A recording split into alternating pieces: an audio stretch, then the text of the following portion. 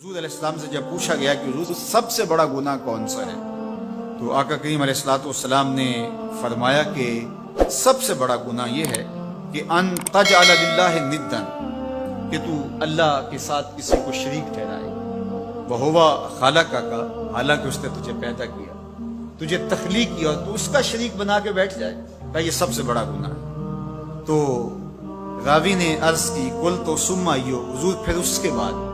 تو آقا کریم نے فرمایا ثم ان تقتل ولدک خشیۃ ان یطعم معک، تو بچے کو اس لیے قتل کر دے کہ یہ کس طرح میں اس کو پال سکوں گا، بچے کو ضائع کر دینا، اس کو قتل کر دینا۔ اللہ فرماتا ہے نحن نرزقکم وایاہم، ہم تمہیں بھی رزق دیتے ہیں، ان کو بھی دیں گے۔ تیسری بات حضور نے فرمایا ان تزانی بحلیلۃ جارک، آپ ہمسائے کی بیوی کے ساتھ بدکاری کریں تو یہ بڑے گناہوں میں سے۔ ہمسایہ ماں جائے کی طرح ہوتا ہے، اس کی دیوار سانجھی ہوتی ہے، اس کی عزت سانجھی ہوتی ہے، اور اگر کوئی شخص طاق میں رہے اور ہمسایوں کے گھر گھس کے ان کی آبرو ریزی کر دے تو یہ تین بڑے گناہ جو ہیں ان میں سے ایک بڑا گناہ اللہ کے محبوب علیہ السلام نے ارشاد فرمایا۔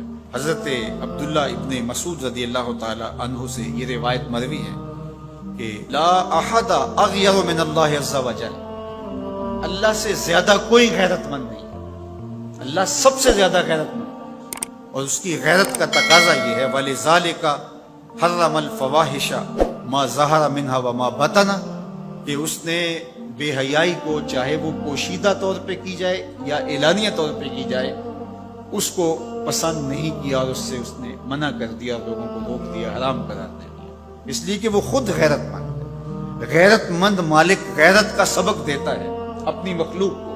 اللہ تعالیٰ قرآن مجید میں ارشاد فرمایا وَلَا تَقْرَبُوا الْفَوَاحِشَ مَا ظَهَرَ مِنْهَا وَمَا بَطَنَ، فحش کام کے قریب نہ جانا، وہ اعلانیہ طور پہ کرو یا وہ مخفی طور پہ کرو۔ تو مفسرین نے لکھا کہ جو بدکاری ہے وہ مخفی فحش ہے، اور شراب نوشی یہ اعلانیہ فحش ہے۔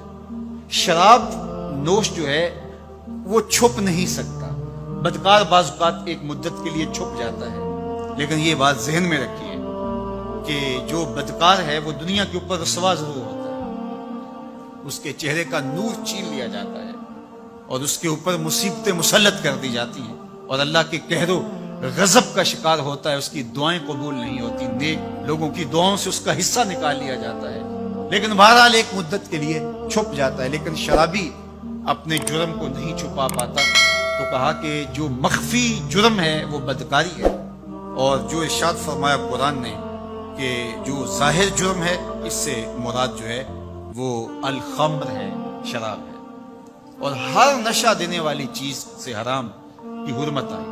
کل مسکر خمر وکل خمر حرام، فرمایا ہر نشہ آور چیز شراب ہے اور ہر شراب حرام قرار دے دی گئی۔ اب یہاں بھی لوگ دلیلیں لے کے بیٹھ جاتے ہیں، میاں وہ بھی ایک مشروب ہے، اس سے کیا فرق پڑتا ہے؟ میاں جب رب نے کہہ دیا تو بات ختم ہو گئی۔ ایک یہودی کے پاس ایک مسلمان مہمان ٹھہرا تو اس نے انگور پیش کیے تو اس نے بڑے شوق سے لیے، تو تھوڑی دیر کے بعد وہ شراب لے آیا۔ اس نے کہا استغفر اللہ، میں مسلمان ہوں، میں شراب نہیں لیتا۔ تو اس نے ہنس کے کہا یہ جو انگور آپ نے کھائے ہیں شراب اسی سے کشید ہوتی ہے۔ تو اس مسلمان نے کہا کہ آپ کی اہلیہ کدھر ہے؟ تو وہ اپنی اہلیہ کو بلا لایا، تو کہا آپ کی کوئی اولاد بھی ہے؟ کہا ہاں میری بیٹی ہے، اس کو بھی بلا لاؤ۔ تو اس کو بھی بلا لایا۔ جب دونوں آ کھڑی ہوئی تو کہا کہ یہ حلال ہے تیرے لیے اور یہ بیٹی اسی کی ہے، اور یہ حلال نہیں ہے۔ تو جب اس یہودی نے یہ بات سنی فقال اشہد ان لا الہ الا اللہ وحدہ لا شریک لہ واشہد ان محمدا عبدہ ورسولہ۔ اتنی خوبصورت دلیل، اتنی خوبصورت دلیل۔